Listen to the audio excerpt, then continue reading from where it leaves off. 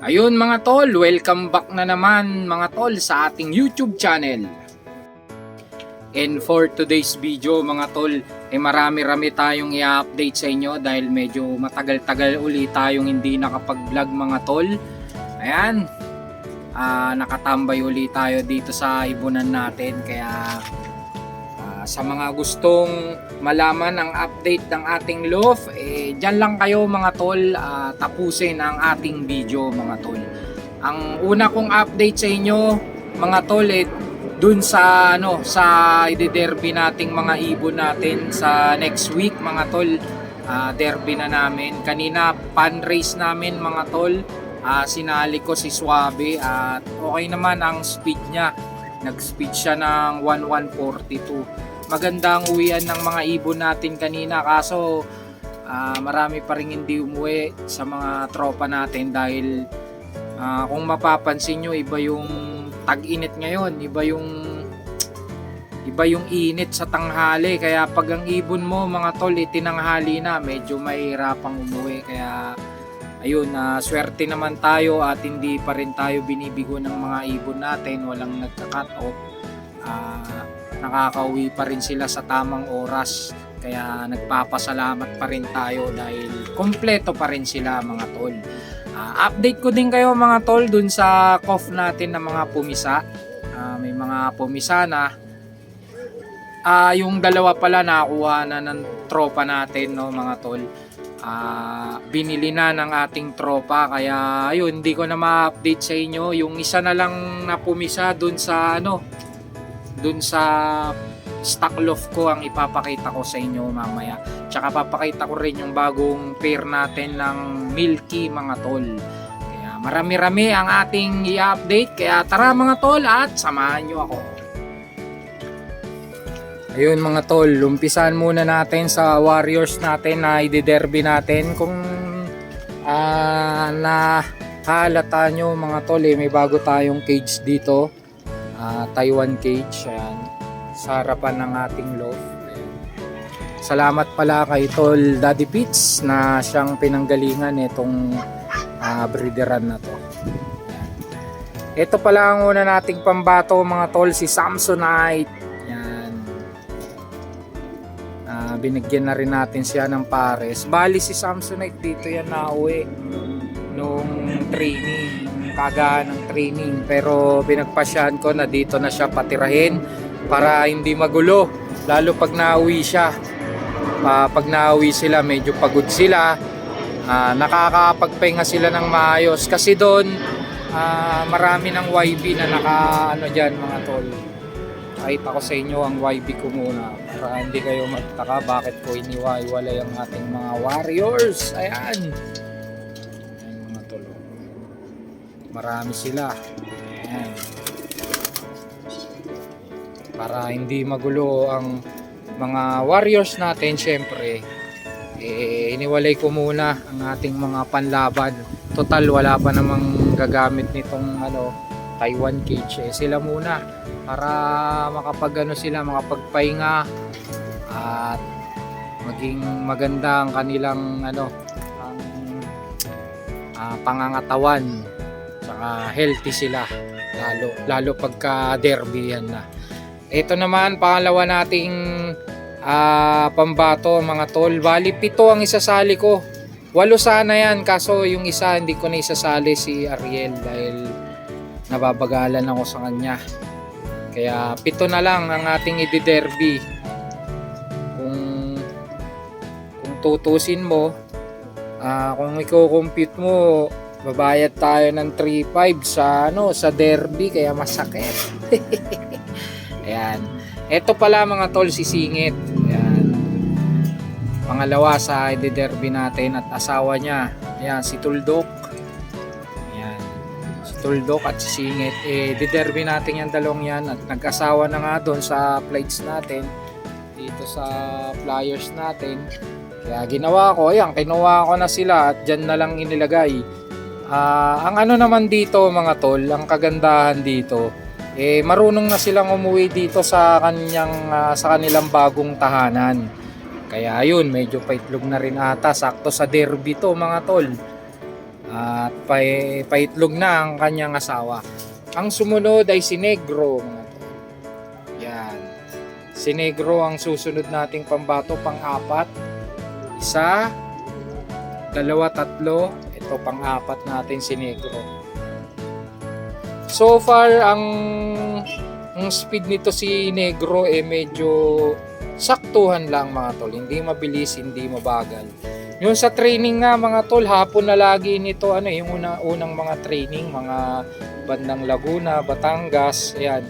Medyo hapon na umuuwi Pero ngayon, nag-i-speed na siya ng 900 average. Kaya maganda, mga tol, ang pinapakita nitong ni Negro. Etong dalawang to talagang maganda. Etong si Tuldok, unang training, hapon din nauwi to, mga tol. Tuwing hapon, alas 2, alas 3, minsan may uwi pa nga siya alas 6, takip silim na. Pero itong asawa niya talagang mabilis, nag-average ng 1K to 1.1. Pero ngayon to si Tuldok, laging pangatlo na to sa nauwi lagi. Nag-average na siya mula Chaong hanggang kanina Agdangan, nagwa 1.1 na siya. Kaya magandang progress ng ating mga panlaro, mga tol. Ito naman ang dalawang pambato natin na ayan, medyo ginamitan nata nila ng lakas kanina sa Agdangan at medyo mainit talaga ang panahon. Kaya kahit sabihin mong kondisyon ang ibon mo, kung wala talaga sila sa pinaka-peak na kondisyon, mahihirapang umuwi dahil sa mainit. Kaya nagpapasalamat tayo at kumpleto pa rin tayo na inuuwian pa rin tayo ng mga ibon natin. Kanina pala ang layo ng pinaghagisan ay 129 kilometers. Air distance na yon, mga tol. Talagang malayo-layo na. Ayan. Ipakilala ko nga pala to. Si Suave, mga tol, ang kanyang alaga. Ito yung nilalaro ko, mga tol, sa pan race. Si Suave. Ang kanyang partner naman, si Tahimik. Yan, Tahimik pangalan niya. Napakatahimik niyan. Ganyan lang yan. Yan yung mga pinost ko, mga tol, sa mga nung nakaraang post ko sa page ko. Page ko ba yun o sa FB account? Ayan, silang dalawa, mga tol. Ganda-ganda ang kanilang lagay na. Kanina medyo durog dahil ang pauwi yan hard race na naman, mga tol. Napakahirap magpauwi ngayon dahil napakainit. Kaya nga pala, mga tol, bago ko introduce to, alam ko namang kilala to lalo sa mga matagal nang nanonood ng ating YouTube channel at syempre sa page. Mag-ingat-ingat kayo, mga tol, dahil napakainit ngayon, lagi kayong magdala ng tubig kung saan man kayo magpunta. Laging uminom ng tubig, mga tol. Baka, 'di ba, abutin kayo sa daan, medyo mahirap na. Kahit sabihin mong hindi kayo high blood, sa sobrang init, baka, 'di ba, hindi natin masabi ang panahon ngayon. Kaya yun, mag-ingat-ingat sa sobrang init, mga tol. Papakilala ko na, mga tol, itong pang-pito nating panlaro si Miss Jap, mga tol. Ito yung kapatid ni Esang. Shoutout pala sa tropa natin na gumamot kay Esang, mga tol. Kapatid ni Esang to, si Miss Jap. Kamukhang kamuka.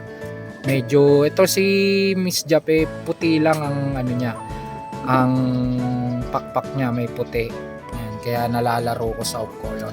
Ito pala update ko, mga tol, sa YB dahil nandito naman tayo sa Flyers. Papakita ko na ang ating mga YB. Wala pa silang mga pangalan, mga tol, dahil bago pa lang sila. Hindi pa namin napag-iisipan kung ano ipapangalan sa kanila. Ayan,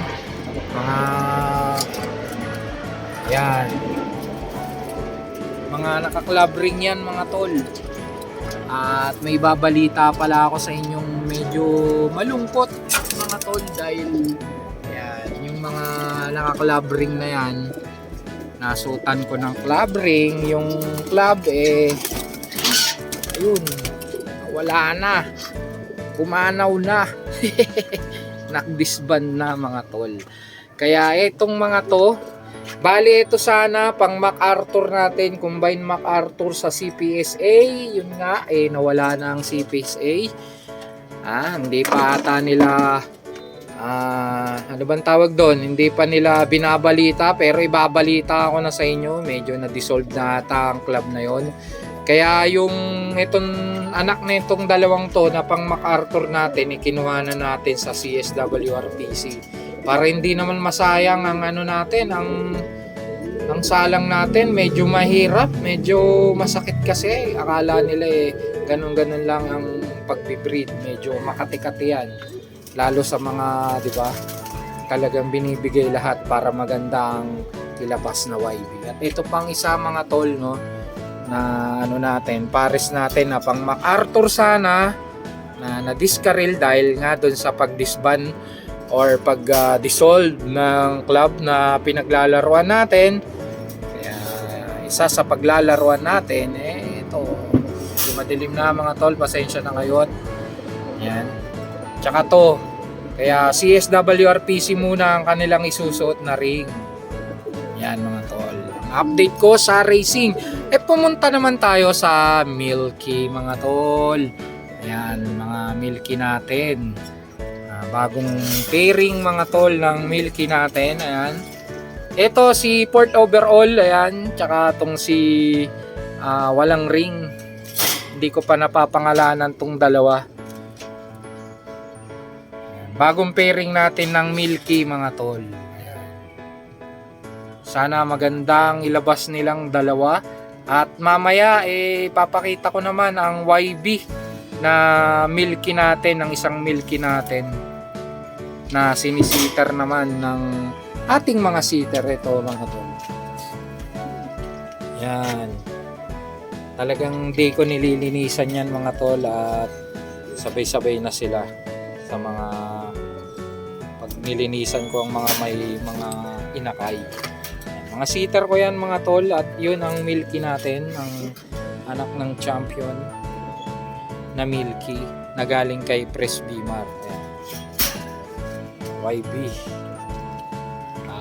At update ko naman kayo sa cough ko. Ayan, wala pang itlog. Nirecondition ko tong dalawa kasi medyo nahirapan nata sa sobrang init ngayon. Ito pala ang lemon ko mga tol, may anak na din. Ayan, medyo madilim na mga tol kaya hindi nyo makikita. Pinagpares ko na rin to mga tol, mga bluet natin. Ayan, nagagandahang bluet. Ayan. Sa mga cough lovers dyan, ayan, pinagpares ko na. Nakaka-excite kung anong ilalabas na, diba, kagandahan nitong dalawa. Ayan. Makikita nyo yung crest ng isa, oh. Medyo ayan, hindi tama sa standard, pero syempre ito dito babawi, oh. Ganda. Ayun mga tol, punta tayo sa ano natin, sa stock loft natin para makita nyo yung sinasabi kong cough na pumisa. Yung unang batch kasi nito nabili na mga tol medyo hindi tayo nakapagpaparami ng cough mga tol dahil ayun nga, unang-unan medyo nabibili na ng tropa natin. Talagang mabilis ang cough kay Bernie. Ayan, oh, malaki na mga tol. Ayan, balik ko na mga tol at baka magtampo ang kanilang sitter. Ang sitter pala nila ay saddle. Ayan. Itong mga ibon natin malulusog. Oh. Masakit sa bulsa yan basta nakikita mo malulusog sila. Bayad na lahat. Tanggal na lahat ng kate sa bulsa. Basta malusog lang sila, ayos na ako. Yun, hanggang dito na lang mga tol. Dito na lang mga tol ang ating video. Maraming salamat pa rin sa walang sawang pagsuporta. Yan. abangan nyo ang ating live sa susunod na sa next Sunday sa Derby mga tol. Magla-live ako sa page ko para makita nyo paano dumating ang ating mga Warriors. Yun, hanggang dito na lang mga tol ang ating video, at gaya ng lagi kong sinasabi sa inyo mga tol, na mag-ingat kayo lagi saan man kayo naroon, at